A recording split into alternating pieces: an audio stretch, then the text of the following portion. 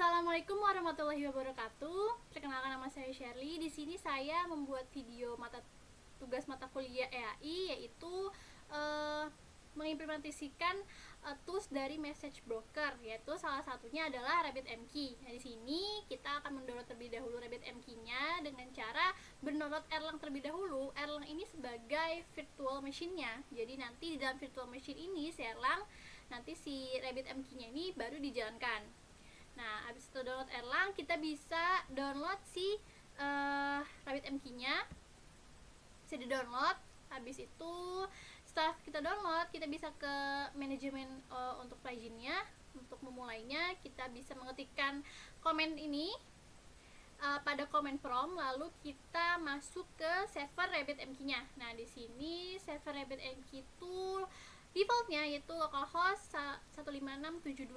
Nah, di sini juga default untuk username serta passwordnya itu adalah guest. Kita ketikkan guest. Oke, maka di sini akan muncul aplikasi dari si RabbitMQ-nya. Berikut merupakan tampilannya. Lalu di sini kita akan mencoba mengimplementasikan bagaimana cara mengirimkan dan menerima pesan dari si tools aplikasi ini. Nah, habis itu kita buka comment prompt.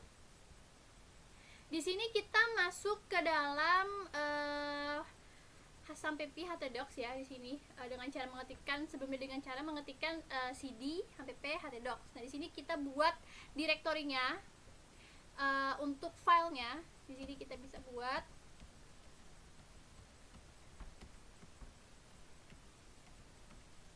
di sini mkdir, misalkan namanya belajar RabbitMQ. Oke, kita buat. Habis itu kita masuk ke dalam filenya.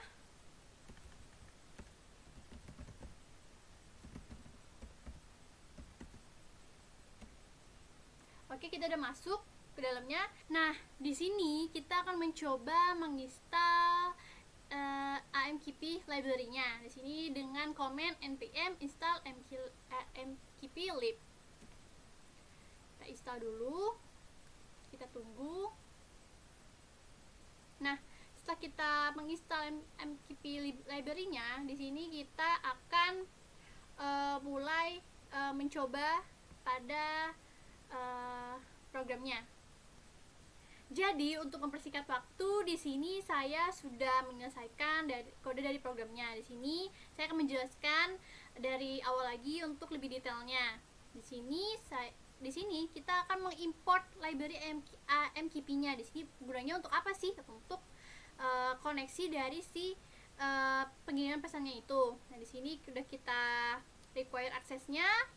Lalu di sini kita akan membuat koneksinya. Nah, di sini di koneksi ini kita akan buat channelnya nih, buat si pengiriman pesannya. Di sini kita juga buat objek. Objek ini tuh variabel dengan variabel Shirley, yaitu buat apa sih? Buat kita deklarasikan nama antriannya. Nah, nama antriannya itu adalah Shirley. Nah, habis itu kita buat juga objek lagi. Objeknya tuh EAI dengan apa sih isinya? Nah, dari objek yang kedua ini bergunanya itu untuk pengiriman pesan yang akan dikirimkan ke server RabbitMQ-nya nanti. Misalkan apa sih pesannya, biasanya belajar RabbitMQ. Nah, habis itu di sini kita akan membuat antriannya nih. Di sini kita buat antriannya, terus kita deklarasikan tadi objeknya, yaitu objek dari nama antriannya itu ya Shirley. Lalu kita return dia, dan juga kita buat pengiriman pesannya, kita kirimkan antriannya ini, nama antriannya dan pesannya dari pesan si objek ini, jadi belajar RabbitMQ.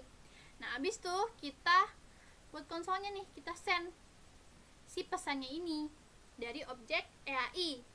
Nah, untuk mengetes apakah ini berhasil atau enggak nih, nanti di servernya ntar akan kelihatan. Nah, di sini kita bisa mengetikkan di Komenpronya tadi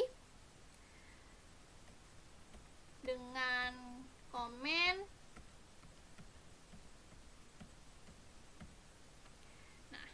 node nama si filenya tadi, mengirim pesan .js.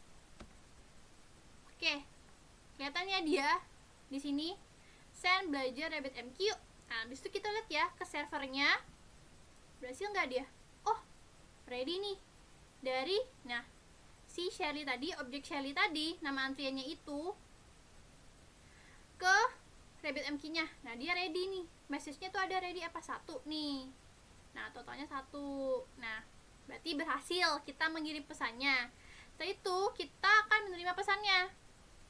Nah, di sini untuk mempersingkat waktu kembali, di sini saya sudah membuat file baru yaitu untuk penerimaan pesannya. Di sini saya sudah buat kode programnya secara utuh. Di sini saya akan menjelaskannya kembali, yaitu sama seperti sebelumnya.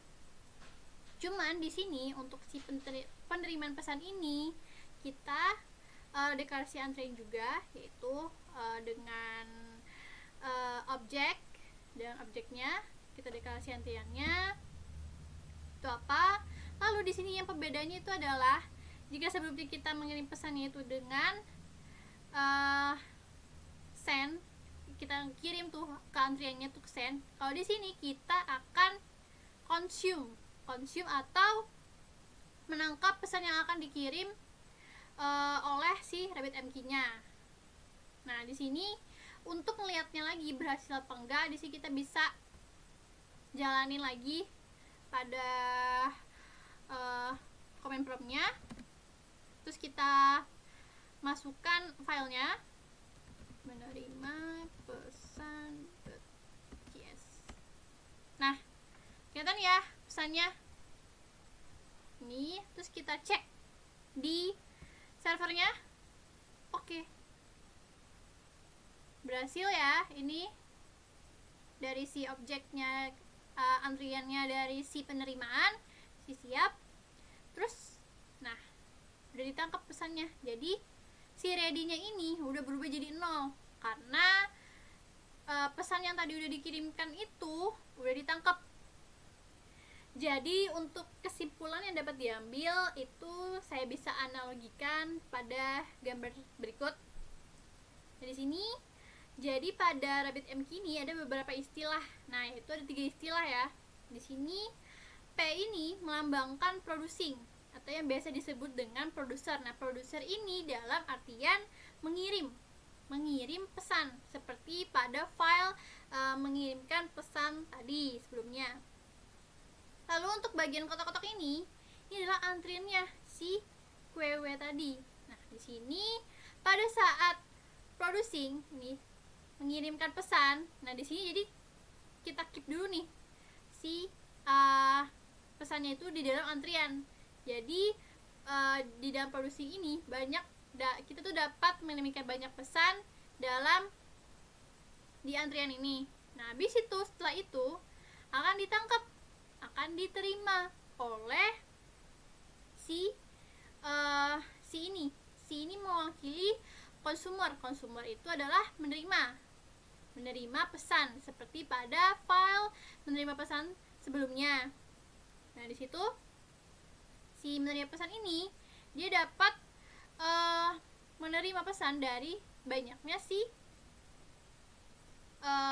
pengirimannya itu juga. Nah, seperti itu logikanya. Jadi kan kalau tadi di sini, nah si objek Shirley ini dia kirim pesan kan, dia ready nih, dia masuk nih dalam si antriannya, ready 1. Oke, pesan.